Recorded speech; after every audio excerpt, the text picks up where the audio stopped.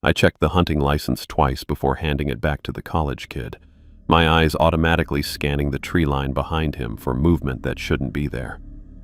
Nothing. Just another University of Montana student with proper documentation and a borrowed rifle he barely knew how to hold. "Remember to stay within the marked boundaries," I told him, tapping the map clipped to my clipboard. "And check in with the ranger station before you head out tomorrow." He nodded and jogged back to his truck, probably eager to get away from my overly thorough inspection. Can't say I blamed him. 3 years of working as a Montana Fish, Wildlife, and Parks officer had turned routine encounters into exercises in hypervigilance.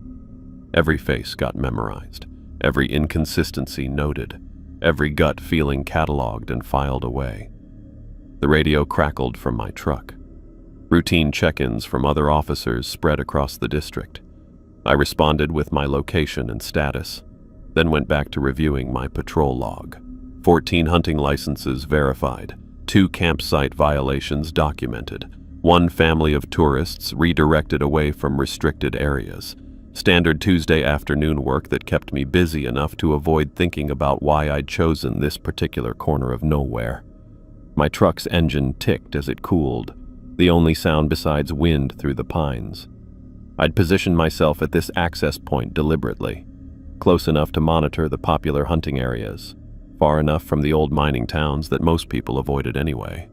The work suited me, predictable, contained, no partners to worry about, no backup that might not come, no situations where split-second decisions could destroy everything you thought you knew about yourself. The radio squawked again at 2:14 p.m. "Unit 7, we've got a possible missing hiker situation. Young female at the ranger station requesting assistance." I pressed the transmit button. "Unit 7 responding. ETA 10 minutes. Standard protocol for these calls. Usually turned out to be someone who wandered off the main trail and showed up an hour later with a sheepish grin and a dead phone battery. Still, I ran through my mental checklist as I drove back toward the station. Emergency medical kit secured, GPS unit charged, extra water and food rations packed, radio functioning, service weapon. I touched the grip reflexively, confirming it sat properly in the holster. The ranger station parking lot held 2 vehicles when I arrived, my supervisor's truck and a blue sedan with Washington plates. Through the station's front window, I could see a young woman pacing near the duty desk, her auburn hair pulled back in a ponytail that had come loose on one side. She rushed outside as I parked, her face flushed and streaked with what looked like dried tears. "Are you the officer they called? Thank God. My boyfriend's missing and I don't know what to do." I grabbed my clipboard and emergency pack from the truck, giving myself a moment to observe her while I organized my gear. Mid-20s, athletic build, expensive hiking boots that showed real wear. Her hands shook as she pushed hair out of her face and dirt stained the knees of her pants. The kind of details that painted a picture of someone who'd been searching rough terrain. "I'm Officer Lee," I said, pulling out an incident report form. "What's your name?" "Hayden Campbell, from Seattle." She spoke fast, words tumbling over each other. "We drove down for a long weekend. Jason wanted to explore some of the old mining areas he'd read about online."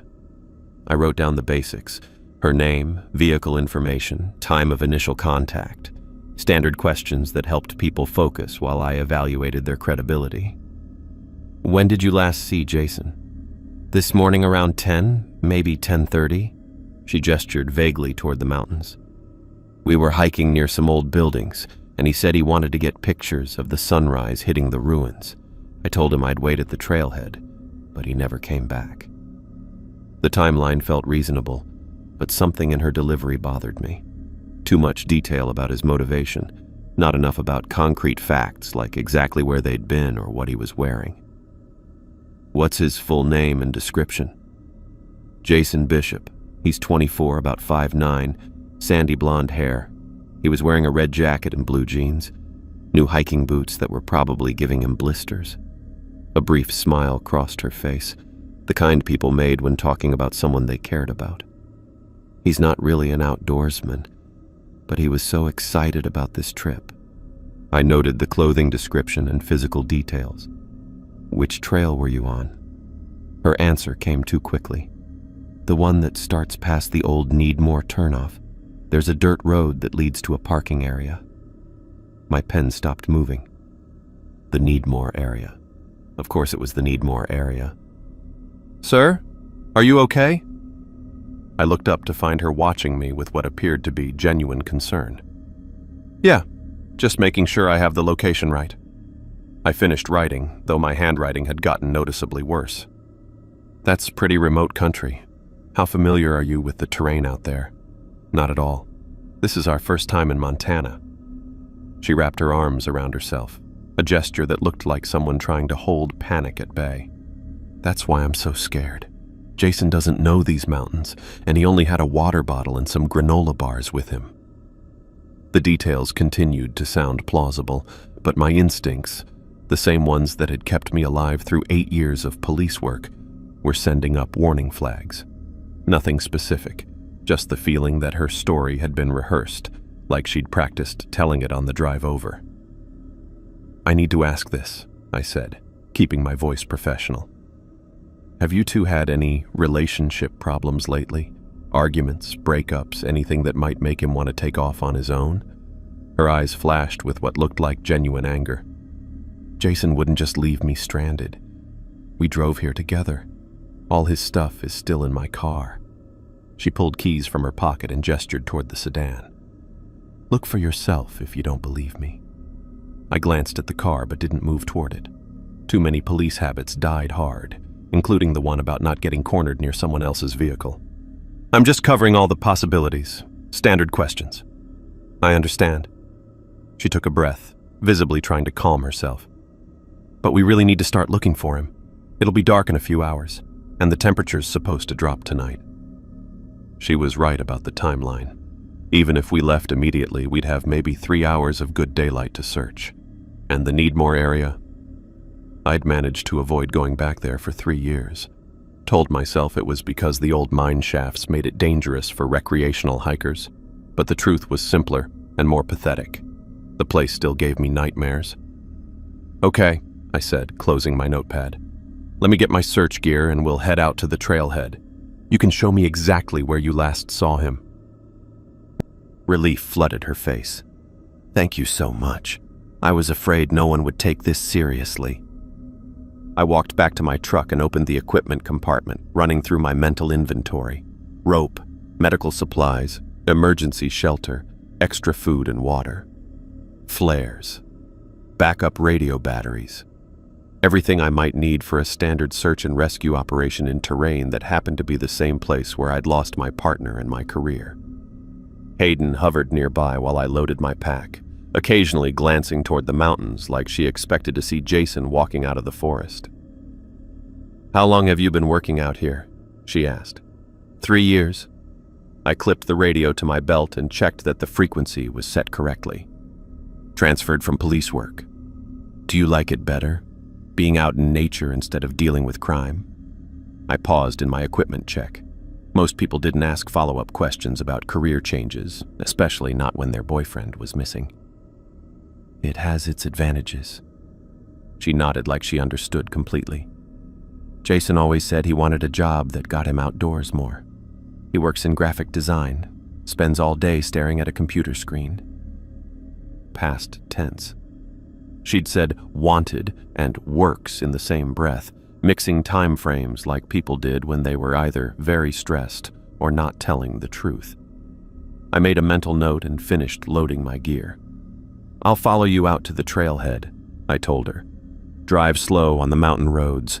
Cell service gets spotty once we leave the main highway." "Already figured that out." She held up her phone, showing no signal bars. "That's another reason I'm worried. Even if Jason wanted to call for help, he couldn't reach anyone." We walked toward our vehicles, and I noticed she moved with the confident stride of someone comfortable in hiking boots, not the tentative steps of a Seattle woman unfamiliar with rough terrain. Another detail that didn't quite match her story, though people could surprise you. Maybe she was more outdoorsy than she'd initially suggested. My truck's engine turned over on the first try, a small blessing considering how much I didn't want to make this trip. The radio chattered with routine traffic as I followed Hayden's sedan out of the parking lot and onto the highway that would take us into the mountains. 20 minutes to the Needmore turnoff, another 10 minutes on dirt roads to reach the old mining area. 3 years since I'd been back there. 3 years since I'd lost Marco Page to something I still couldn't explain or forget. The nightmares had finally started to fade, replaced by the mindless routine of checking hunting licenses and monitoring wildlife populations. Safe work, predictable work, work where the biggest danger was a rattlesnake or an angry elk. Hayden's brake lights flashed as she slowed for the turn onto the dirt access road. Her car handled the rough surface better than I'd expected, suggesting she'd driven it before or was more experienced with backcountry travel than she'd claimed. The road wound upward through dense pine forest, past posted signs warning about unstable mine shafts and dangerous terrain. My radio crackled with check-ins from other officers working their sectors. Normal voices reporting normal activities in normal places, where the worst thing that might happen was a citation for fishing without a license. I envied them their boring Tuesday afternoons.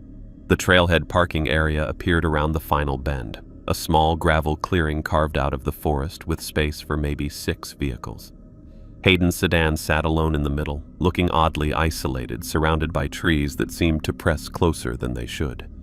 She parked and got out immediately, while I took a moment to scan the area and orient myself. Nothing moved in the forest.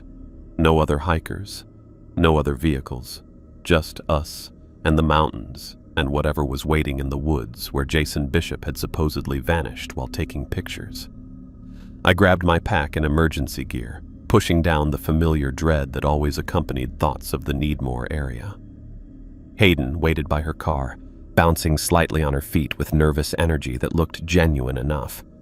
"The trail starts over there," she said, pointing toward a gap in the trees marked by a weathered wooden sign. "Jason was excited because it leads to some old buildings from the mining days." I knew the trail, had walked it 3 years ago with Marco, following reports of suspicious activity that had led us to a house where everything went wrong, where I'd frozen at the crucial moment and lost the only partner who'd ever trusted my judgment. "All right," I said, settling my pack across my shoulders. "Let's go find Jason." Hayden started toward the trailhead, moving with the same confident stride I'd noticed earlier. I followed, trying to focus on the immediate situation rather than the memories that pressed at the edges of my consciousness. Standard search and rescue. Help someone find their missing boyfriend. Basic human decency that had nothing to do with the past. The radio crackled one more time as we entered the forest, carrying routine check-ins from colleagues working in safe places, where the worst thing that happened was paperwork. I followed Hayden up the narrow trail, my boots finding purchase on the loose gravel and exposed roots that marked the path's edge.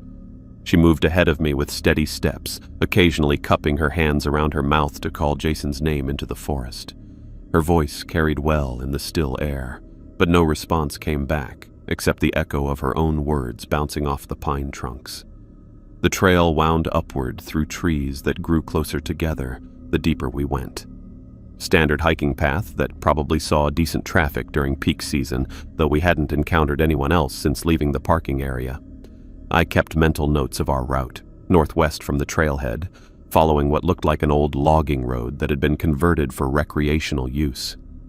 My GPS unit showed our location clearly enough, though we were definitely moving toward the boundaries of areas I preferred to avoid.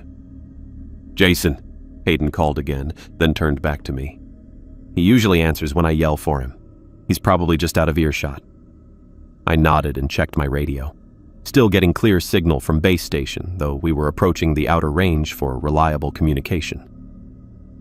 "How long did you say he's been hiking?" "Not very long, really. He's enthusiastic but inexperienced."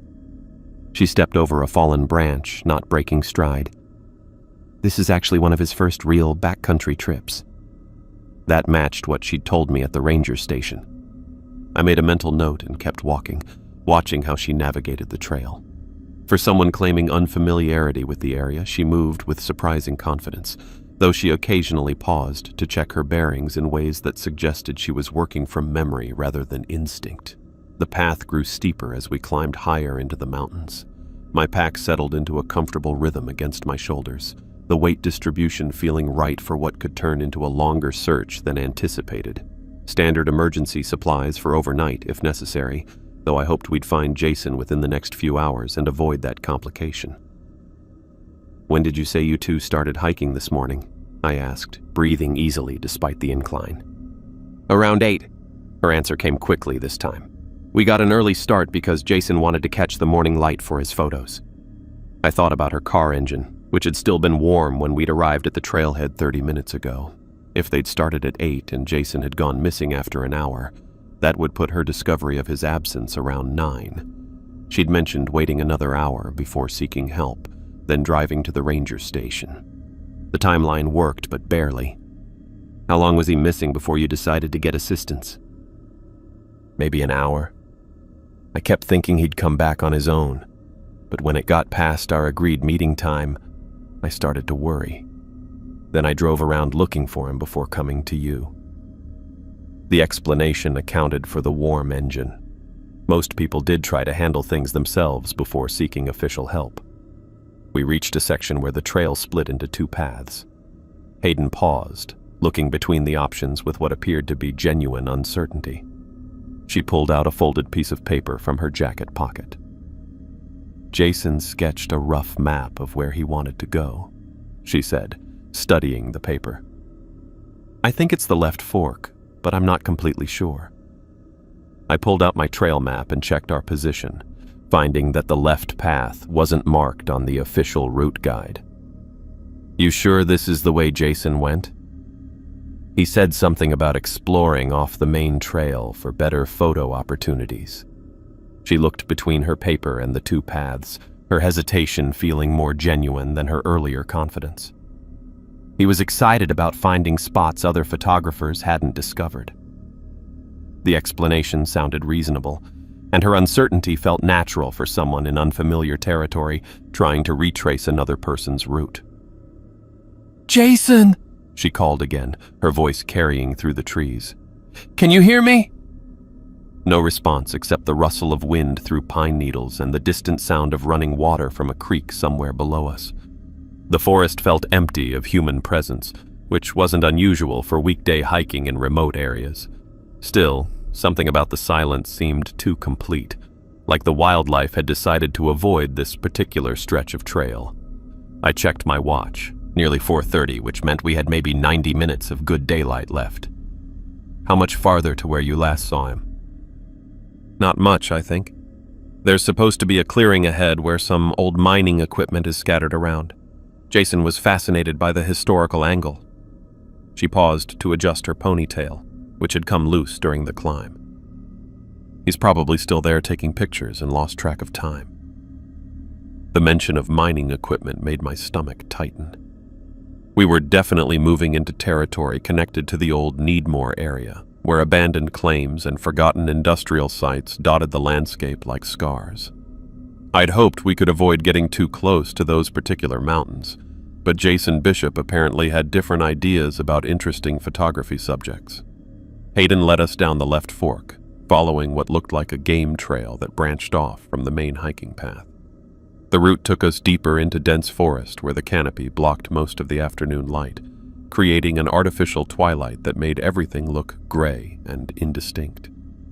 She moved more carefully now, occasionally stopping to check landmarks against her paper, stumbling slightly on roots and loose rocks.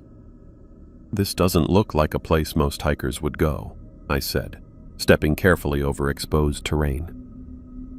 "Jason likes to explore. He's always looking for unique shots that other photographers haven't taken." She glanced back at me with what appeared to be growing impatience. "That's why he went off by himself.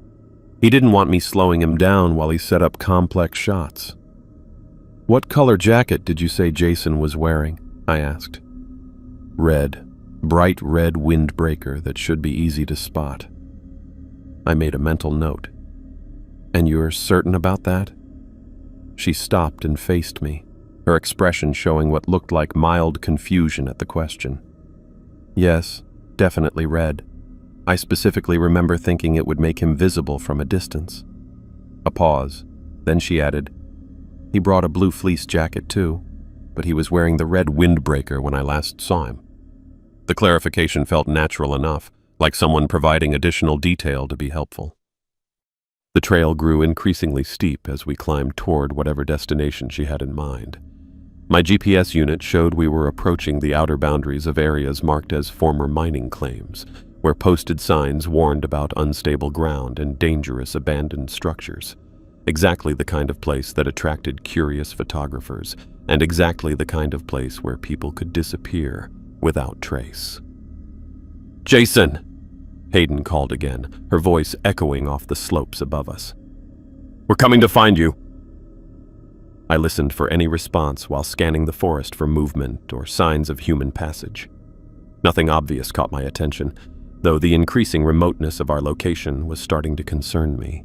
If Jason was actually lost somewhere in this terrain, finding him before dark would require more searchers and probably helicopter support. We paused near a large boulder that provided a convenient resting spot. Hayden pulled a water bottle from her pack and took a long drink, while I used the brake to check our position more carefully. According to my GPS, we were roughly 2 miles from the trailhead and moving steadily into backcountry that saw very little recreational traffic. "Mind if I try calling Jason's phone?" I asked, pulling out my cell phone. Hayden looked uncertain. "You can try, but I don't think he has it with him. He was worried about damaging it while climbing around the old buildings, so he left it in the car." I checked my own signal strength and found 2 bars, enough for basic communication if needed. "What's his number?" She recited the digits while I dialed. The call went straight to voicemail after several rings. "Jason, this is Officer Lee with Montana Fish, Wildlife and Parks. Hayden and I are looking for you. If you get this message, please call back immediately or make noise so we can locate you." "See?" Hayden said as I ended the call. He left it in the car like I thought. The explanation made sense, though I would have preferred to verify the phone's location. "We should keep moving. There's still a lot of ground to cover." She started up the trail without waiting for my response, moving with renewed purpose now that we'd committed to this route. I followed, noting how she navigated obstacles and turns, though the path was becoming more defined as we followed what appeared to be an old mining access road. The forest around us grew quieter as we climbed higher. No bird songs, no rustling of small animals in the underbrush. Even the wind seemed muted, creating an unnatural stillness that reminded me of other places where something had gone wrong. Places where the normal sounds of life got replaced by an oppressive silence that made every footstep seem too loud. My radio crackled with static as I tried to check in with base station.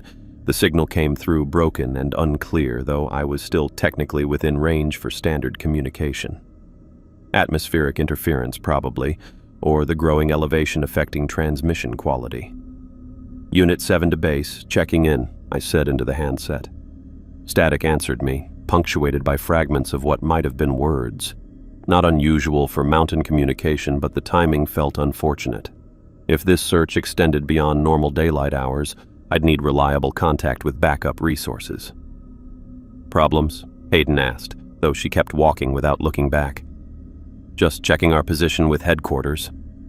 I clipped the radio back to my belt and adjusted my pack straps.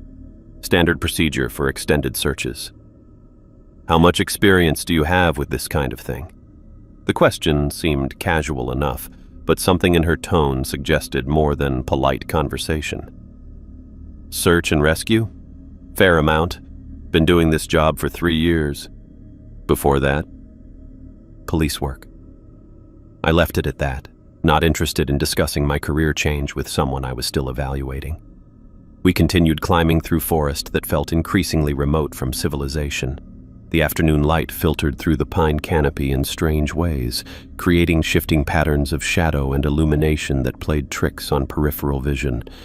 Nothing moved in the underbrush, no signs of recent human passage on the trail. Just us and whatever was waiting deeper in the mountains. Hayden moved ahead with steady purpose, occasionally calling Jason's name but not really pausing to listen for responses. Her urgency to continue seemed genuine enough, though I was starting to wonder exactly what she expected to find at our destination. The radio on my belt produced another burst of static, completely garbled this time. I tried raising base station again and got nothing but electronic noise in response.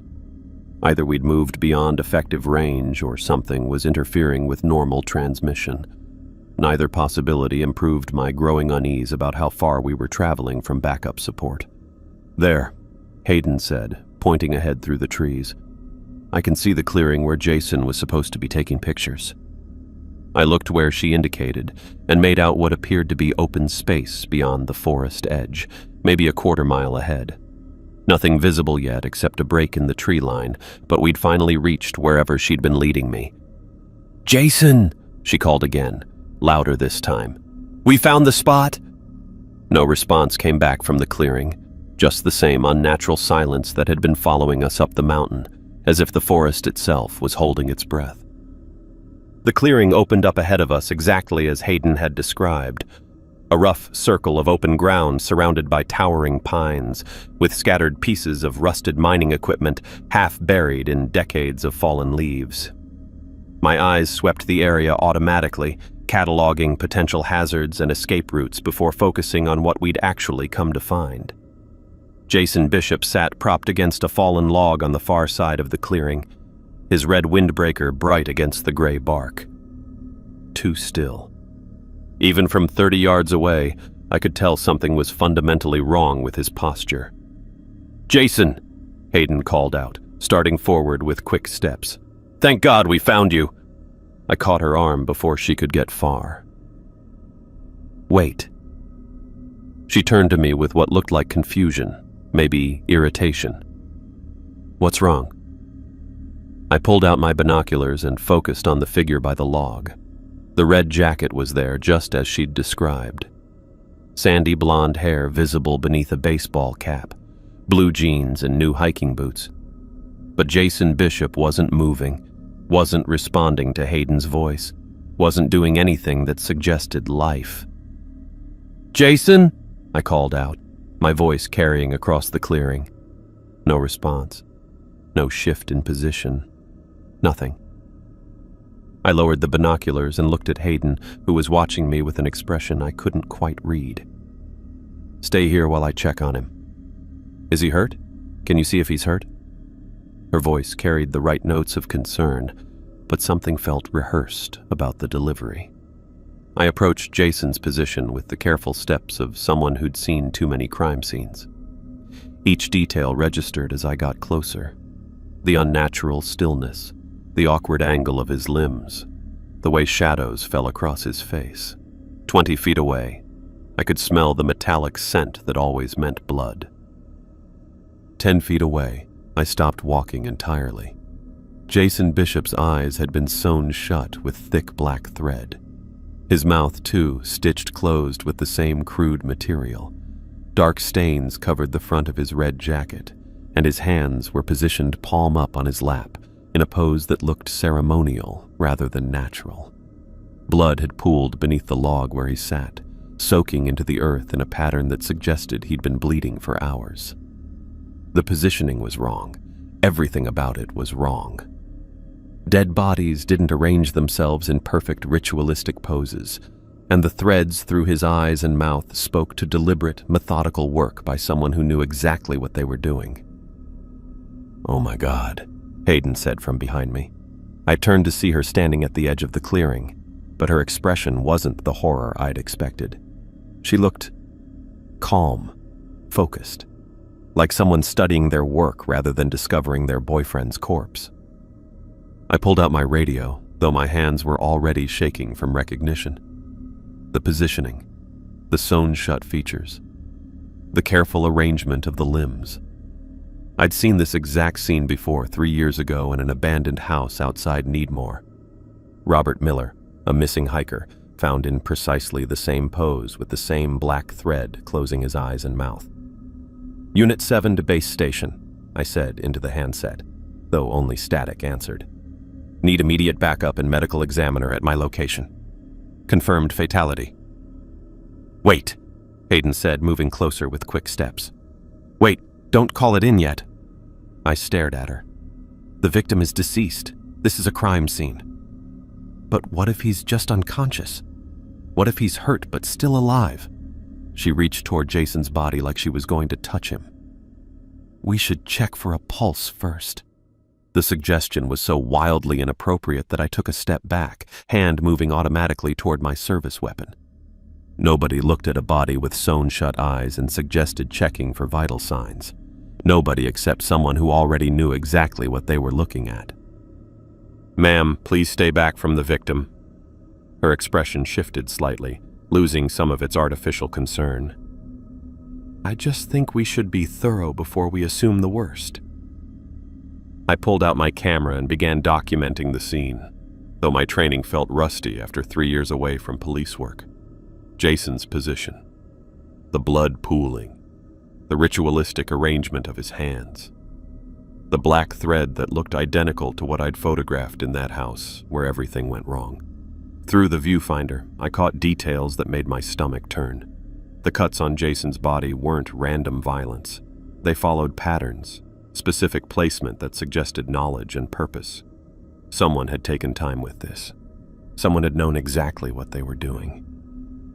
This wasn't an accident, I said, more to myself than to Hayden. What do you mean? I looked up from the camera to find her watching me with an intensity that felt predatory. Someone did this to him. The positioning, the threading, the cuts. This is deliberate. She was quiet for a long moment, then asked, "Have you seen something like this before?" The question hit like a physical blow. Robert Miller's face flashed through my memory. The same sewn-shut features, the same careful positioning, the same sense that we'd walked into something larger and more dangerous than a simple missing person case.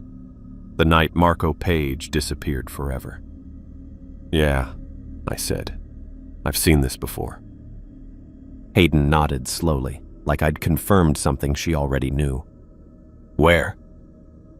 I tried the radio again, desperate for contact with backup, but got nothing except electronic noise. The isolation felt complete now, intentional, like we were supposed to be cut off from help. 3 years ago, different victim, same method.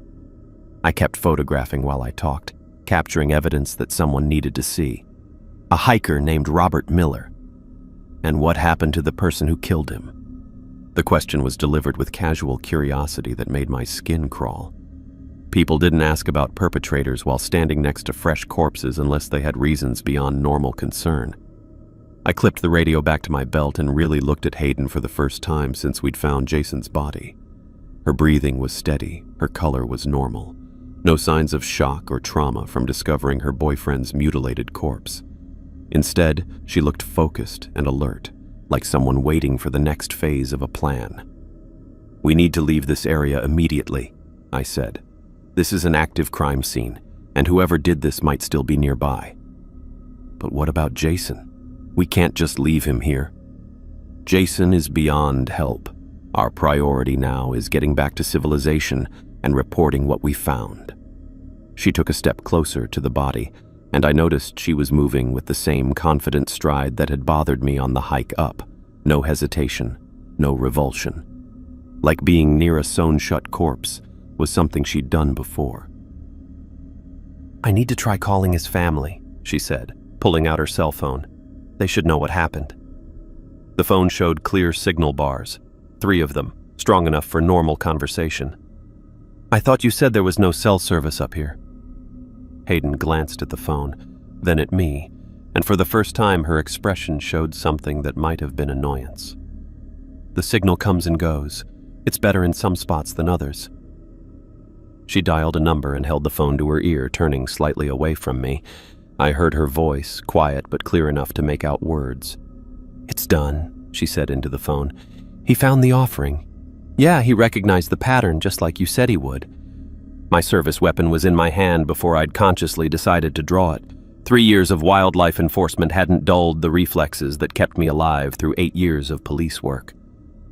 "Put the phone down and step away from the body." Hayden ended the call and turned back to me with a smile that looked nothing like the concerned girlfriend who'd sought my help 3 hours ago. "Hello, Officer Lee.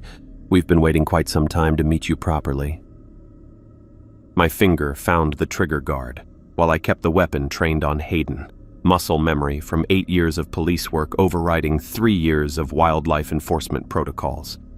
She stood 15 feet away with that wrong smile still plastered across her face, like discovering her boyfriend's mutilated corpse was the highlight of her weekend. "Put your hands where I can see them and slowly place the phone on the ground," I said, using the command voice that had served me through countless domestic disturbances and traffic stops. She laughed instead of complying, a sound that carried genuine amusement rather than hysteria. "You really think this is about arresting me? After everything you've seen?" The phone call. "You told someone it's done, and that I recognized the pattern. You knew exactly what we'd find up here." "Of course I did." She slipped the phone into her jacket pocket with deliberate casualness, ignoring my weapon entirely. Jason was chosen specifically for this moment, just like Robert Miller was chosen 3 years ago. The mention of Miller's name hit like a physical blow. Only a handful of people knew the details of that case, and most of them were law enforcement officers who'd worked the Needmore investigation. "How do you know that name?" "We know lots of things about you, Officer Lee. Where you live, where you work, how many times you check your locks before going to bed." She tilted her head slightly, studying my reaction. "How you still wake up screaming Marco's name." My hands started shaking, though I kept the gun pointed at center mass. Nobody outside the department knew about my nightmares. Nobody except the therapist I'd stopped seeing after 6 months, and she was bound by confidentiality agreements that carried criminal penalties. "We've been waiting quite some time for you to come back to these mountains," Hayden continued. "You were supposed to be part of the first offering, but you ran instead of staying to witness the transformation.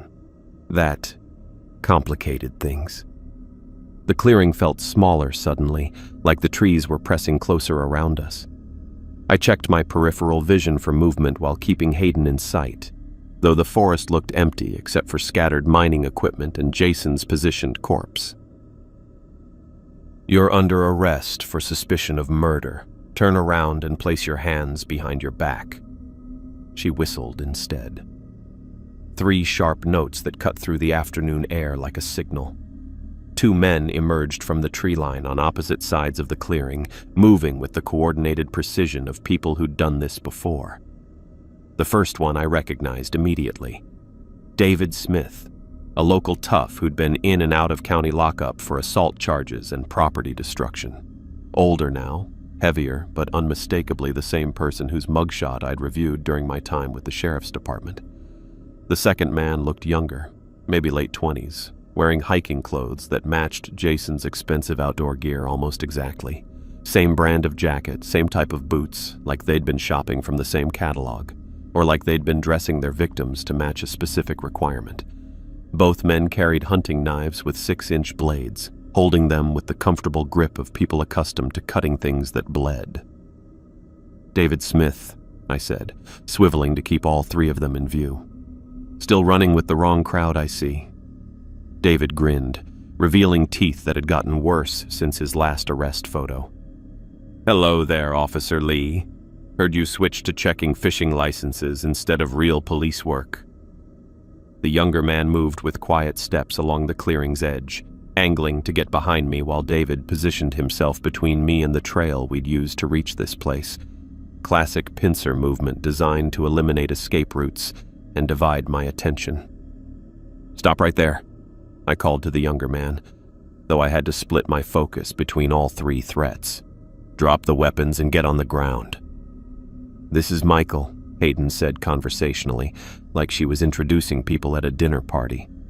He was supposed to be the offering before Jason, but it turned out Michael had other talents that made him more useful alive. Michael nodded without speaking, continuing his careful approach from my left flank. His movement was practiced and deliberate. Someone who'd learned to hunt things that fought back. I backed toward the center of the clearing, trying to maintain sight lines on all 3 while keeping Jason's body behind me. The positioning meant I had to trust that whatever had been done to him was finished, though the metallic smell of fresh blood suggested otherwise. "The ritual requires specific victims," Hayden explained, beginning to pace in a slow circle around my position. People with particular experiences, particular traumas that make them suitable for our patron's purposes. Jason was chosen because his pain would be pure, a young man discovering that love and trust were just illusions before his transformation. She gestured toward Jason's corpse with casual affection, like discussing a successful art project. But you, Officer Lee, you were chosen for something much more important. You were meant to witness the offering 3 years ago, to understand what Marco Page became when he accepted our patron's gift. The mention of Marco's name made my vision blur for a moment, 3 years of suppressed memories threatening to surface all at once. The house outside Needmore, the sounds from the attic, the way I'd frozen in the doorway instead of rushing to help when my partner needed me most. Marco didn't accept anything, I said, though my voice came out weaker than intended. He was murdered. Was he?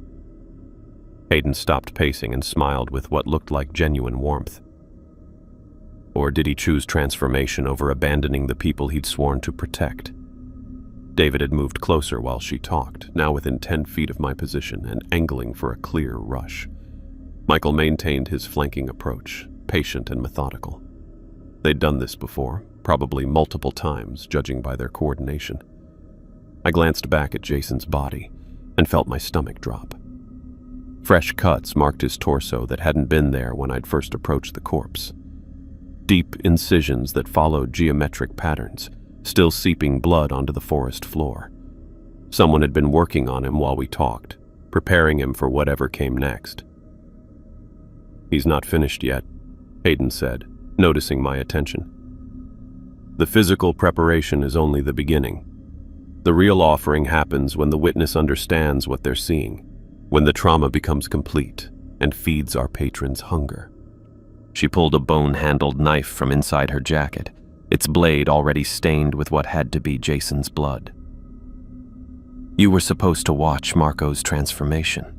You were supposed to understand that some gifts require sacrifice of everything human. But you ran instead, and our patron had to feed on incomplete offering." The knife caught afternoon light filtering through the pine canopy, casting sharp reflections across the clearing. Behind Hayden, the forest looked darker somehow, like shadows were gathering in places where shadows shouldn't exist. "That's why we needed you to come back," she continued, "to complete what should have happened 3 years ago, to witness the offering properly this time, so our patron can finish what was started in that house." David tensed for his approach, weight shifting to the balls of his feet. Michael had reached his flanking position and stood ready to move on Hayden's signal. 3-on-1 odds with my back exposed to a fresh corpse, no backup coming, and radio communication dead. Hayden began chanting in a language that sounded like it predated human speech, harsh syllables that seemed to catch in her throat before emerging as sound.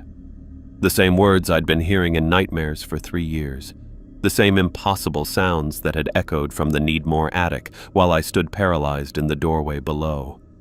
The ritual had begun, and I was exactly where they wanted me to be. I kept my weapon trained on Hayden, trying to track David's approach while watching for Michael's next move. The chanting grew louder, those harsh syllables that belonged in nightmares rather than Montana forests. My finger tightened on the trigger, though 3-on-1 odds meant I'd need perfect shots and considerable luck to... Something heavy crashed into the side of my head with enough force to send stars exploding across my vision. The ground rushed up to meet me as my legs went out, and I heard my service weapon clattering away into the underbrush somewhere beyond reach. Michael stood over me holding a thick pine branch, bits of bark and pine needles still clinging to the makeshift club. "Nice work," David said, already moving toward me with a coil of rope in his hands. "Grab his legs." I tried to roll away, but my head felt disconnected from the rest of my body. The blow had scrambled something essential, leaving me with double vision and hands that wouldn't quite obey simple commands. Michael dropped the branch and grabbed my ankles while David worked the rope around my wrists with practiced efficiency. "Shouldn't have run the first time," David muttered, pulling the knots tight enough to cut off circulation. made this whole thing more complicated than it needed to be. Hayden's chanting continued without pause, though now I could make out individual words buried in the ancient syllables. Names, I realized. Jason Bishop, Robert Miller, Marco Page. She was calling them by name, like she was summoning their spirits or announcing their arrival to something listening in the darkness. My vision kept sliding in and out of focus as they dragged me closer to Jason's corpse. The cuts on his body had multiplied, forming geometric patterns that seemed to pulse with their own rhythm. Fresh blood pooled beneath the log where he sat, more than any human body should contain. Through the ringing in my ears, I heard movement in the forest around us. Footsteps approaching from multiple directions, coordinated but trying to stay quiet. David and Michael exchanged glances, then took positions flanking Hayden as her chanting reached a new intensity. 6 figures emerged from the tree line wearing masks that looked like they'd been crafted from nightmares. Animal pelts sewn together with human hair, eye holes cut at wrong angles, mouths stretched into permanent screams. They moved with the confident steps of people who knew exactly where they were going.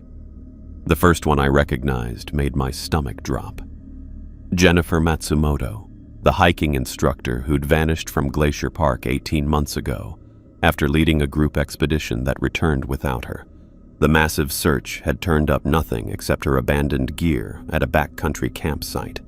Now she stood 10 feet away holding a ceremonial blade with symbols carved into the handle, her face visible beneath a mask made from what looked like wolf fur and blonde human hair.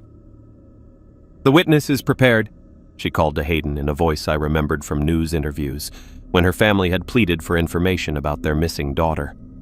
Another mask wearer stepped into better light, and I caught sight of features that belonged to Thomas Chen, a college student who'd disappeared from the Beartooth Mountains 2 years ago.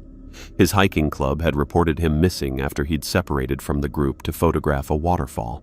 Search teams had combed the area for weeks without finding any trace. The third figure moved differently, older and more careful, but when he adjusted his position, I saw the distinctive scar along his jawline that matched photos from Bradley Hoffman's missing person file. A wildlife photographer who'd been working a story about abandoned mining claims when he'd simply vanished, leaving behind expensive camera equipment but no other clues. They formed a perfect circle around Jason's body, each one carrying ritual implements that caught the filtered afternoon light. Knives with bone handles, bowls carved from dark wood, bottles filled with liquid that moved too slowly to be water. My concussion made everything feel distant and unreal, like watching a movie through thick glass. But the implications hit me with perfect clarity. These weren't random disappearances. The cult had been systematically collecting people from across Montana, Wyoming, and Idaho for years. Experienced hikers, outdoor enthusiasts, people who knew how to survive in the wilderness but had walked into something that turned survival skills meaningless. How many? I managed to ask through the fog in my head. Hayden paused her chanting long enough to smile at me. "How many what, Officer Lee? How many people have you taken?" "Taken?" She laughed, the sound carrying genuine amusement. "We don't take anyone. We offer them transformation. Some accept the gift willingly, like our circle here. Others resist and become offerings instead, feeding our patron's hunger until he grows strong enough to offer the gift to everyone." Jennifer knelt beside Jason's body and began working with her ceremonial blade, making precise cuts along the patterns Hayden had started. Fresh blood flowed immediately, more than the previous wounds had produced. Whatever they were doing was accelerating some biological process I didn't want to understand. "Our patron has been sleeping for centuries," Hayden continued, returning to her position at Jason's head. "But each offering feeds him, brings him closer to awakening, and each witness spreads the fear that draws more victims to our attention." The circle of cult members began chanting in unison, their voices blending into harmonies that made my teeth ache. The words themselves seemed to vibrate through the ground, like the earth was responding to sounds that predated human language. "You were perfect for our purposes," Hayden said, raising her voice to carry over the growing chant. "A broken police officer running from trauma, hiding in the wilderness where no one would believe his stories. Every nightmare you've had for 3 years has been our patron touching your mind, preparing you for this moment. Bradley Hoffman produced a wooden bowl and positioned it to catch the blood flowing from Jennifer's work.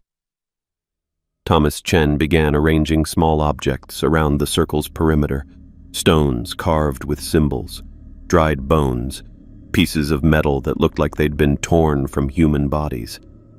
The chanting grew louder, more frenzied, building toward something that made every survival instinct I possessed scream warnings.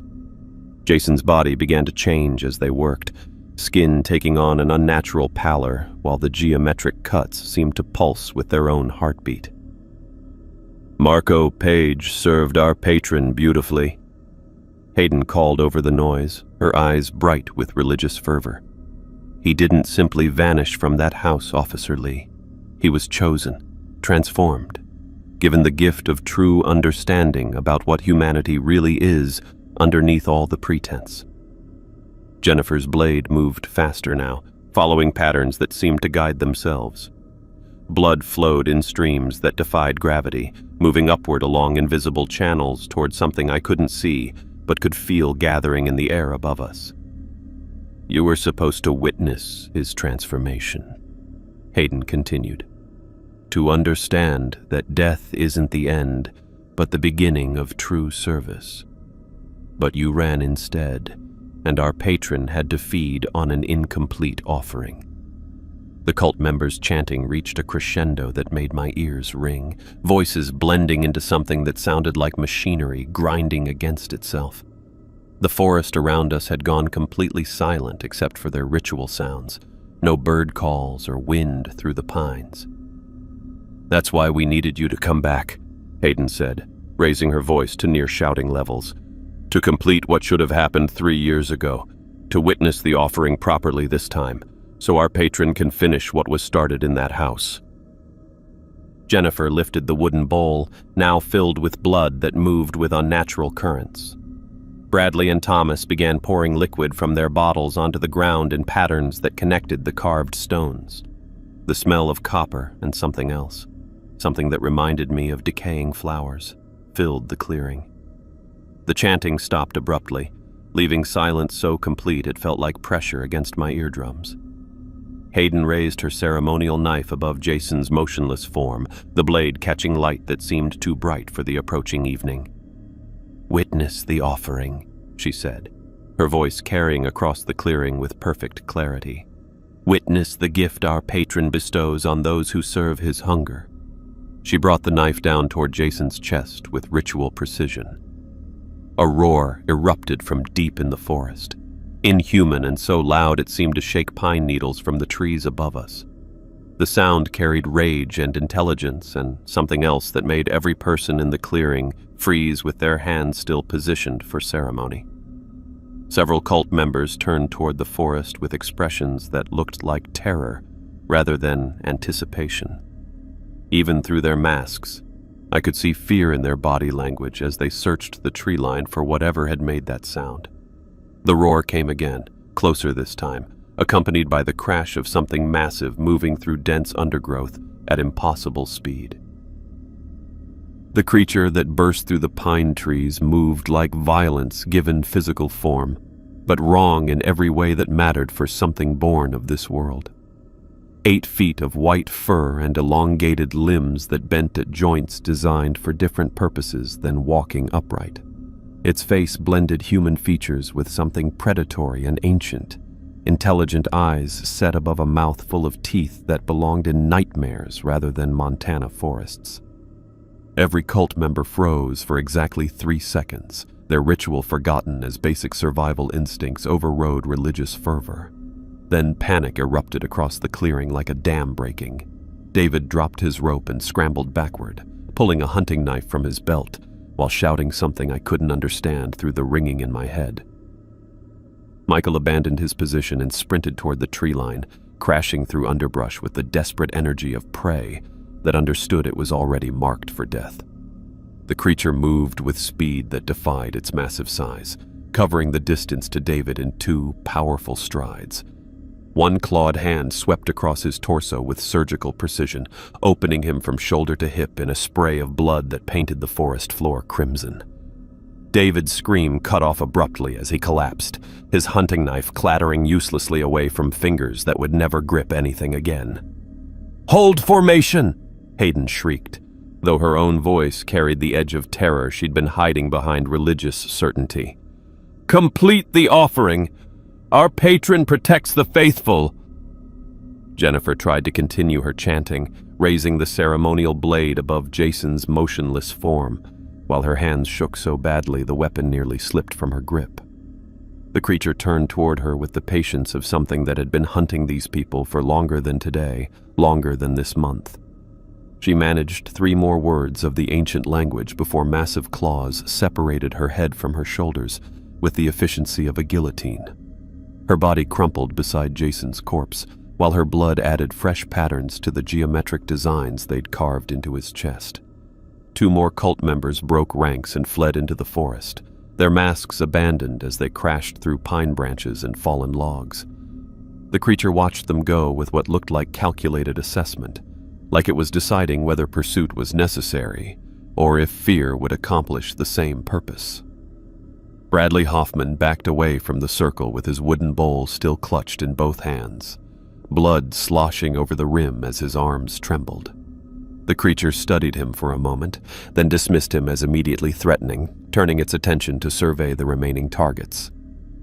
That's when those intelligent eyes found me. I'd seen plenty of predators during 3 years of wildlife enforcement. Bears assessing whether humans represented food or threat. Mountain lions calculating whether attack was worth the energy expenditure. Wolves deciding if pack tactics were necessary for a successful hunt. This was different. The creature looked at me the way a person might, taking in details that mattered beyond simple predator-prey dynamics. My uniform, my position on the ground, the rope binding my wrists, the blood on my head from Michael's club. It approached with careful steps, each movement deliberate rather than instinctive. Close enough for me to see scars crisscrossing its white fur, old wounds that spoke of years fighting things that fought back. Close enough to smell something that reminded me of pine forests and clean snow, nothing like the decay I'd expected from something this close to death and violence. One massive claw extended toward my bound hands. I tensed for pain that didn't come, feeling instead the rope parting like thread as it sliced through the bindings with surgical precision. The creature pulled back immediately, giving me space to move while keeping those unsettling eyes fixed on my face. I flexed my fingers as circulation returned, trying to process what had just happened. This thing had killed David and Jennifer without hesitation, dismissed fleeing cult members as acceptable losses, but freed me from restraints like it was performing first aid. The creature made a sound deep in its throat, something between a growl and what might have been speech if vocal cords designed for human language could have shaped the syllables. It pointed one clawed hand toward a gap in the trees I hadn't noticed before, a trail leading away from the clearing in the opposite direction from where we'd entered. Understanding hit me like physical impact. This wasn't random violence or predatory behavior. The creature was showing me an escape route, protecting me from whatever was happening here. It knew the difference between cult members and someone who'd been brought here against their will. "Thank you," I managed to say, though my voice came out as barely more than a whisper. The creature's head tilted slightly, acknowledging my words with recognition that confirmed my growing suspicion. Whatever this thing was, it understood human speech and responded to gratitude like something that remembered being grateful itself. Hayden's voice cut across the clearing from where she'd dragged Jason's body closer to the tree line, still trying to salvage her ritual even as her followers scattered or died around her. "The offering must be completed. Our patron demands witness to the transformation." The creature turned toward her with the focused attention of something that had been waiting for this specific target. Its movement carried purpose that went beyond protecting me or stopping the ritual. This was personal. I pushed myself to my feet, legs unsteady from the concussion, but functional enough to follow the path the creature had indicated. Looking back, I saw it stalking toward Hayden with the patience of something that had been planning this confrontation for years. She saw it coming and began chanting frantically, words tumbling over each other as she tried to complete whatever transformation she believed would save her. The creature paused just outside her reach, watching her work with what looked like sad recognition rather than rage. When Hayden raised her ceremonial knife toward Jason's chest one final time, the creature moved. Not with the explosive violence it had shown David and Jennifer, but with deliberate care, like it was ending something that had already gone on too long. Her screams echoed through the forest as I stumbled toward the path, understanding, finally, clicking into place with horrible clarity. The creature wasn't serving the cult or feeding on their victims. It was hunting them, systematically eliminating threats that law enforcement couldn't identify or combat through conventional means. Whatever had happened to Marco Page in that house 3 years ago hadn't been death or disappearance. It had been transformation into something that could fight monsters human authorities couldn't even acknowledge existed. The path led downhill through dense undergrowth, marked by subtle signs that something intelligent had maintained the route for people who needed quick escape from the clearing above. Broken branches positioned to guide movement, loose rocks cleared from potential ankle-turning positions, small markers that would be invisible unless you knew what to look for. Behind me, Hayden's screams cut off abruptly, replaced by sounds that suggested the creature was doing something methodical rather than frenzied. Cleanup work, maybe. Or evidence gathering from someone who understood how law enforcement operated and what physical proof would be necessary to document what had happened here. I kept moving downhill, following markers that led toward what I hoped was civilization and radio contact with the outside world. The concussion made everything feel distant and unreal, but one thought came through with perfect clarity. Marco Page was still protecting people, still serving and defending, even after transformation into something that couldn't be acknowledged or thanked or awarded commendations for heroism that went beyond human understanding. The path continued downward through pine trees that seemed less threatening now, marked by someone who wanted witnesses to survive and tell their stories to authorities who might not believe, but would at least investigate. Something was still hunting the cult across these mountains. Something that remembered being human enough to free an innocent victim and intelligent enough to understand that some battles required monsters to fight monsters. My legs kept moving downhill through the marked trail, though my head felt disconnected from the rest of my body. The concussion made each step feel uncertain, like walking on a boat deck during rough weather. Pine branches caught at my jacket as I stumbled between the markers, following a path someone had maintained for exactly this purpose. The forest around me had returned to normal sounds, birds calling from somewhere in the canopy, wind moving through needles, the distant rush of water over rocks. Natural noise that meant whatever had happened in the clearing was finished, one way or another. I checked my watch through double vision that made the numbers blur together. Nearly 6:30, with full darkness maybe an hour away. The path continued downward at a steady angle, leading me away from the nightmare above and toward what I hoped was my truck still parked at the trailhead. Each time I paused to check my bearings, I could hear nothing from the clearing behind me. No screaming, no chanting, no sounds of pursuit or violence. Just the complete silence that follows when something ends permanently. The trail markers became more frequent as I got closer to civilization. Small stones arranged in patterns that would mean nothing to casual hikers but clearly indicated direction to someone who needed guidance. Whoever had prepared this escape route understood that people following it might be injured, disoriented, or running for their lives. When I finally saw my truck through the trees, parked exactly where I'd left it 4 hours earlier, my legs nearly gave out from relief. The vehicle looked impossibly normal sitting in the empty dirt lot, like a piece of ordinary reality that had somehow survived contact with whatever lived in these mountains. My hands shook so badly I couldn't get the key into the ignition on the first 3 tries. The 4th attempt worked, and the engine turned over with the reliable mechanical sound of something designed by engineers rather than shaped by ancient rituals. I sat behind the wheel, breathing hard, trying to process what I needed to do next. Radio first. Call for backup and medical assistance. Report multiple fatalities and request full tactical response. Let someone else deal with documenting what had happened in that clearing while I focused on the simple task of not passing out from my head injury. I pulled out my radio and checked the signal strength. Full bars, clear communication with base station.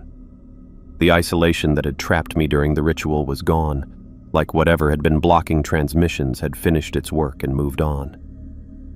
Base station, this is Unit 7 requesting immediate emergency backup and medical assistance, I said into the handset, surprised by how steady my voice sounded despite everything. Unit 7, this is base. What's your location and nature of emergency? Need more trailhead area.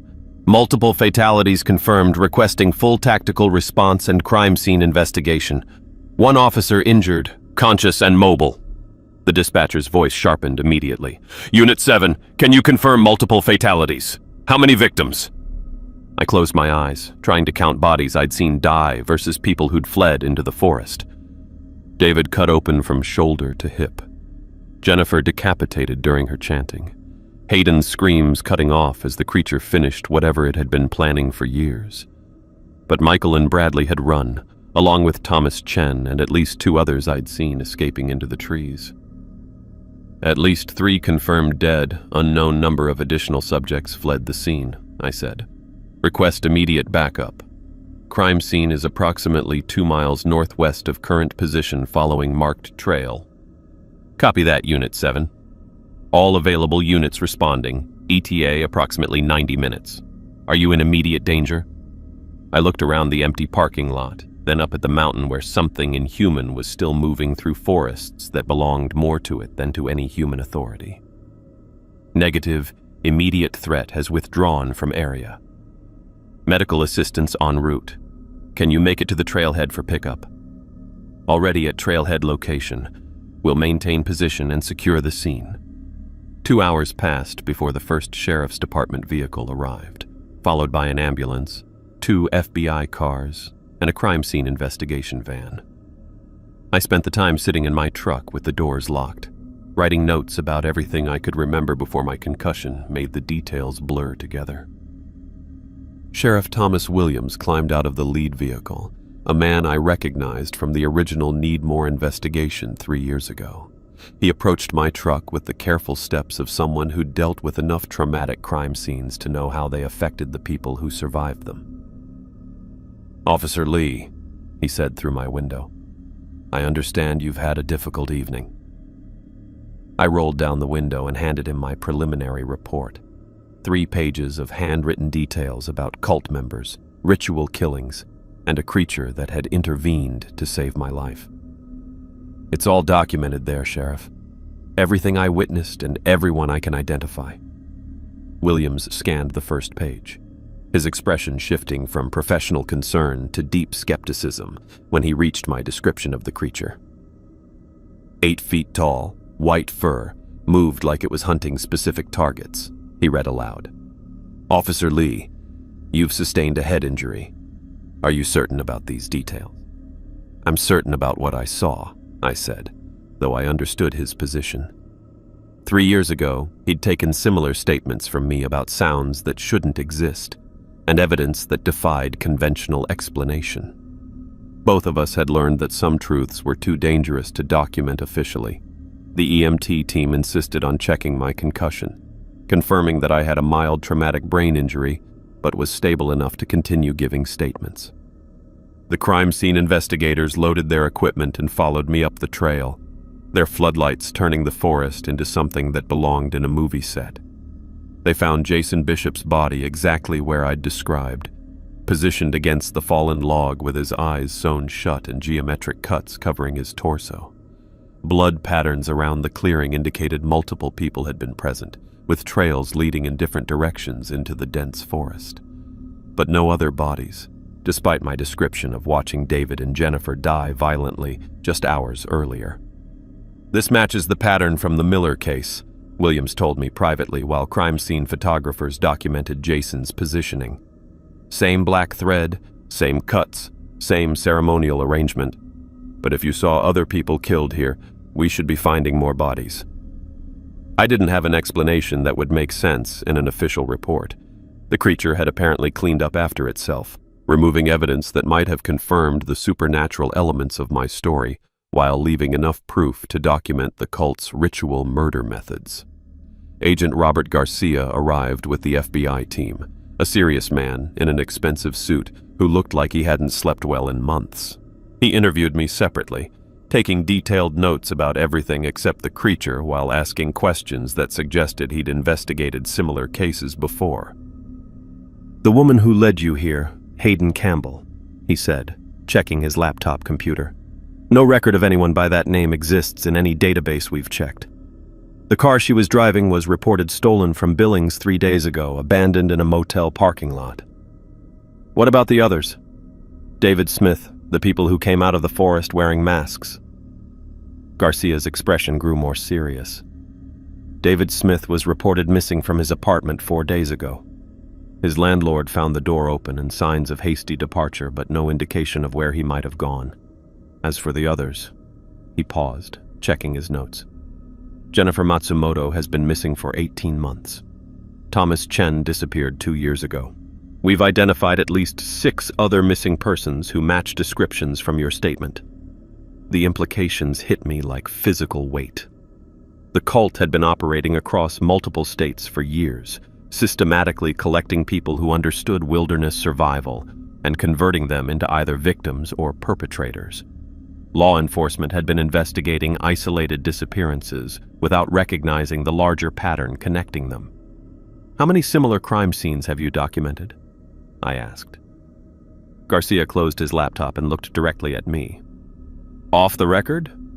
17 confirmed ritual killings across Montana, Wyoming, and Idaho over the past decade.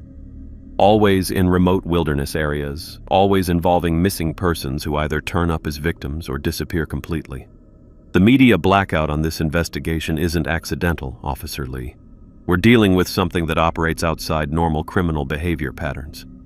By dawn, the crime scene team had finished their preliminary documentation while search teams combed the surrounding forest for additional evidence. They found blood trails, abandoned cult masks, and signs of multiple people moving through the area, but no trace of the creature or the fleeing cult members. I sat in my truck as morning light filtered through pine trees, writing my resignation letter on the back of incident report forms. 3 years of hiding and wildlife enforcement work, telling myself I was recovering from trauma when really I'd been running from the knowledge that conventional law enforcement couldn't protect people from threats that shouldn't exist. The weight of survivor's guilt that had pressed down on me since the original Need More incident finally lifted as I understood what had really happened to Marco Page. He hadn't been killed or disappeared. He'd been transformed into something that could continue protecting people from dangers that human authorities couldn't even acknowledge. Whatever that creature was, it remembered enough of being human to recognize innocence and guilt. It had freed me from restraints, shown me an escape route, and eliminated threats with surgical precision while leaving evidence for investigators who might not believe the full truth, but could at least document the crimes. Marco Page was still out there in the mountains, still serving and protecting in ways that would never be recognized or rewarded, still fighting battles that required sacrificing everything human to become something capable of hunting monsters that fed on human suffering. I folded the resignation letter and put it in my jacket pocket, watching the FBI team load Jason Bishop's body into their van for transport to a federal morgue, where cause of death would be listed as homicide rather than ritual sacrifice. The official investigation would focus on cult terrorism and interstate kidnapping, threats that existing law enforcement structures could address through conventional methods. But somewhere in these mountains, an ancient evil was growing stronger with each successful ritual, feeding on trauma and fear to prepare for something larger than isolated killings. And the only thing standing between civilization and that awakening might be creatures that had once been human, transformed by necessity into guardians that could fight monsters with their own weapons. I started my truck and drove toward the highway, carrying knowledge I could never share officially but would never forget. Some battles required sacrifices that went beyond death, creating protectors who could no longer be acknowledged as heroes, but continued fighting anyway. The morning sun caught my rearview mirror as I left the mountains behind, but I knew I'd be back. Not as a law enforcement officer investigating crimes that defied explanation, but as someone who understood that some truths were too important to abandon, even when believing them meant accepting that the world contained horrors that human institutions weren't equipped to combat. Marco Page had shown me that some duties continued beyond transformation, beyond recognition, beyond hope of return to normal life. The least I could do was honor that example by finding a way to help, even if it meant becoming something other than what I'd been trained to be. I folded my resignation letter one final time before slipping it into the envelope addressed to Sheriff Williams.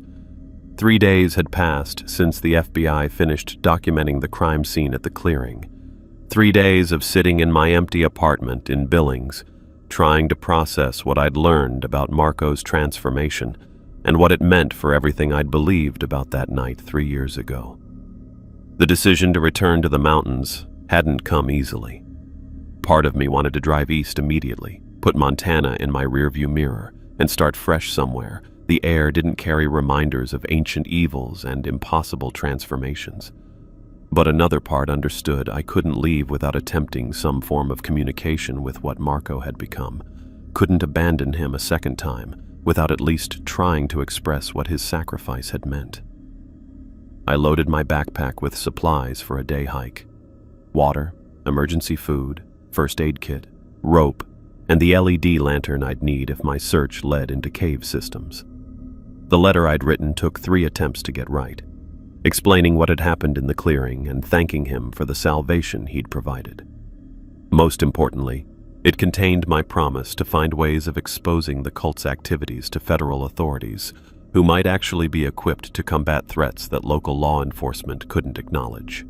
The drive to the Needmore area felt different this time. No radio chatter about routine violations or mundane enforcement activities. No sense of dread about returning to a place that had destroyed my confidence 3 years earlier. Instead, I felt something approaching peace, like I was finally completing a conversation that had been interrupted by trauma and misunderstanding. The trailhead parking area looked exactly the same, empty except for tire tracks from the FBI vehicles that had departed yesterday after finishing their evidence collection. I shouldered my pack and headed up the familiar trail, following the route that Hayden Campbell had used to lead me into her carefully orchestrated trap. The clearing showed obvious signs of the investigation. Yellow crime scene tape fluttered from pine branches where Jason Bishop's body had been positioned. Deep gouges in the earth marked where blood samples had been collected for laboratory analysis. Numbered evidence markers remained scattered across the area, documenting shell casings, fabric fragments, and other physical proof of the violence that had erupted here. But the investigators had missed details that became obvious when I knew what to look for. Deep claw marks scored the bark of several trees, parallel gouges that could only have been made by something with talons designed for gripping rather than climbing. Patches of white fur clung to broken branches at heights no normal predator could have reached, confirming the creature's presence and unusual proportions. Most tellingly, the blood patterns around where David Smith and Jennifer Matsumoto had died showed clear signs of cleanup work. Dark stains remained where their bodies had fallen, but drag marks led away from the clearing toward the deeper forest, indicating someone had removed evidence that might have confirmed the supernatural elements of my account. I spent 20 minutes examining the scene before following the most obvious trail leading away from the clearing. Not the marked escape route the creature had shown me 3 days ago, but a different path that headed deeper into the mountains rather than toward civilization. Game trail markers appeared regularly along the route, but these felt different from the emergency exit signs, more permanent, like something intelligent had been using this path for years rather than maintaining it for occasional rescues. The trail climbed steadily through increasingly dense forest, passing warning signs about unstable mining claims and dangerous underground structures. After 2 hours of hiking, I reached an area where the markers led toward what looked like natural rock formations, but resolved into cave entrances when examined more closely. 3 openings penetrated the mountainside at different levels, connected by natural ledges that something large and sure-footed could navigate easily. The lowest entrance showed clear signs of recent use, smooth patches worn into the rock by repeated passage, debris cleared from the opening, fresh scratches around the edges where claws had found purchase during entry and exit. I checked my gear one final time before entering the cave system. LED lantern, backup flashlight, emergency whistle, rope secured to my belt for emergency retreat. The letter to Marco went into my jacket's inner pocket, protected from moisture and accidental loss. The cave opened into a natural chamber roughly the size of my apartment, with passages leading deeper into the mountain. My lantern beam revealed details that confirmed this space served as more than temporary shelter. Bones arranged in neat piles along one wall, sorted by size and type, in patterns that spoke of methodical organization rather than random accumulation. I approached the bone collections with careful steps, playing my light across assemblages that told a story spanning years of systematic hunting. Human remains occupied the central pile, including skulls with distinctive modifications that matched descriptions from Agent Garcia's investigation. Holes drilled through foreheads, geometric cuts along jawlines, eye sockets that had been deliberately enlarged through surgical precision. Mixed among the human remains were personal effects that made my throat tighten with recognition. A hiking boot that matched the brand Jason Bishop had been wearing. A wool sweater in the distinctive pattern Jennifer Matsumoto's family had described during search efforts 18 months ago. Jewelry, eyeglasses, and camping equipment from victims whose disappearances had never been solved by conventional investigation. But the arrangement wasn't random accumulation by a creature hoarding trophies. Everything was organized like evidence in a filing system, sorted by date and victim with methodical precision that spoke of intelligence, trying to document patterns for someone who might eventually understand their significance. The deeper passages led to additional chambers, each serving specific purposes. One contained camping supplies and outdoor gear in excellent condition, suggesting the creature maintained equipment for extended operations in wilderness areas. Another held books and papers, including newspaper clippings about missing persons cases and handwritten notes documenting cult movements across multiple states. In the deepest chamber I could safely reach, my light found what I'd been hoping and dreading to discover. Marco's police badge, corroded but unmistakably his, with the distinctive scratch across the number that had resulted from a domestic violence call gone wrong 2 years before our partnership ended. His service weapon lay beside it, the grip worn smooth by his distinctively large hands, the barrel marked with rust that spoke of years in cave moisture. Other law enforcement equipment surrounded Marco's personal effects, badges from departments across Montana, Wyoming, and Idaho. Service weapons from officers whose disappearances had been attributed to accidents or voluntary departures. Radio equipment, handcuffs, and tactical gear that painted a picture of systematic collection spanning the better part of a decade. The creature hadn't just been hunting cult members. It had been gathering evidence from every law enforcement officer who'd encountered the ritual murders, documenting a conspiracy that stretched far beyond what any single investigation had uncovered. Officers who'd gotten too close to the truth had been eliminated, their equipment and identification preserved as proof of crimes that conventional authorities couldn't prosecute. I knelt beside Marco's badge and pulled out the letter I'd written, setting it carefully next to his corroded weapon. The paper looked small and insufficient against the weight of evidence surrounding me, but it contained everything I needed to say about gratitude, understanding, and the promise to honor his sacrifice by finding ways to expose the truth. Movement in the chamber's deepest recesses made me freeze with my hand still on the letter. Something large shifted position in shadows beyond my lantern's reach, accompanied by the soft sound of claws finding purchase on stone. 2 eyes reflected my light from the darkness, positioned at the height I remembered from our encounter in the clearing. The same intelligence looked back at me, patient and watchful, but without the predatory tension, that had preceded violence against the cult members. The creature moved closer with deliberate steps, stopping just at the edge of my light. White fur covered massive shoulders and elongated limbs that had once belonged to someone I'd trusted with my life. The face remained mostly in shadow, but I could see enough to recognize fragments of features that had once been completely human. It studied the letter beside Marco's badge, then looked directly at me with eyes that still showed traces of the partner who'd covered my back through 2 years of dangerous situations. Recognition passed between us, acknowledgement of shared history that transformation couldn't completely erase.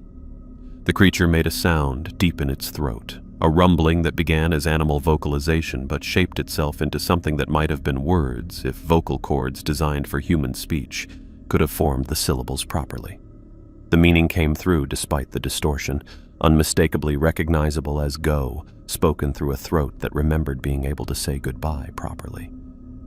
I nodded, understanding that this was his way of releasing me from guilt that had never been mine to carry. Marco had made his choice 3 years ago, trading everything human to become something capable of fighting enemies that conventional law enforcement couldn't even acknowledge. His transformation wasn't abandonment or failure on my part, but conscious sacrifice to protect people who would never know what he'd given up for their safety. "Thank you," I said, my voice carrying everything I couldn't express in words alone. "For saving me. For saving everyone you've protected since then. For showing me what really happened that night." The creature's head tilted slightly, the same gesture Marco had made when acknowledging appreciation for backup during dangerous arrests. Then it stepped back into the shadows, leaving me alone with the evidence he'd collected, and the letter that would serve as my final official statement about what had happened in these mountains. I made my way back through the cave system, carrying knowledge that would shape everything I did next. Marco Page was still fighting the battle we'd started together 3 years ago, but on terms that required capabilities beyond human limitations. The least I could do was honor that commitment by finding ways to help federal authorities understand the scope of threat they were facing.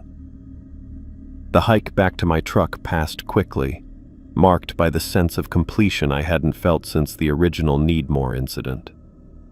I'd finally said goodbye properly to the partner who'd saved my life twice. Once by covering my retreat from the house where everything went wrong, and again by transforming into something capable of protecting me when conventional heroism proved insufficient. I drove east toward Billings, then continued toward the interstate that would carry me toward a new life somewhere. The air didn't taste of ancient evils and impossible transformations. But in my rearview mirror, the mountains held secrets that would influence everything I did next. Agent Garcia would receive copies of my cave documentation within the week, along with detailed maps and photographs that might help federal authorities understand the scope of evidence Marco had been collecting. Sheriff Williams would get my official resignation and recommendations for investigating the broader cult network that stretched far beyond local jurisdiction. The morning sun caught my side mirrors as I merged onto the highway, carrying me toward whatever came next for someone who'd learned that some battles against ancient evils required sacrifices that transformed the fighters into something beyond human recognition, but no less heroic for their monstrous appearance. But now I understood that his transformation represented victory rather than defeat, conscious choice rather than tragic loss. Sometimes the greatest acts of heroism required becoming something that could no longer be called human, but continued fighting anyway because the alternative was allowing darkness to spread unopposed. I drove toward the horizon, finally free of survivor's guilt that had been based on misunderstanding the true nature of sacrifice and service. Behind me, ancient evil stirred in mountain caves, but guardians watched from shadows, protecting civilization from threats it couldn't imagine and didn't want to believe were real. The road stretched ahead toward possibilities I couldn't predict, but I carried certainty that some duties continued beyond death, beyond transformation, beyond hope of recognition or return. Marco had shown me that protecting others sometimes meant sacrificing everything human to become something capable of fighting monsters with their own weapons. That knowledge would guide whatever came next, wherever the road led me away from Montana and toward understanding that heroism took forms textbooks never described and awards never recognized.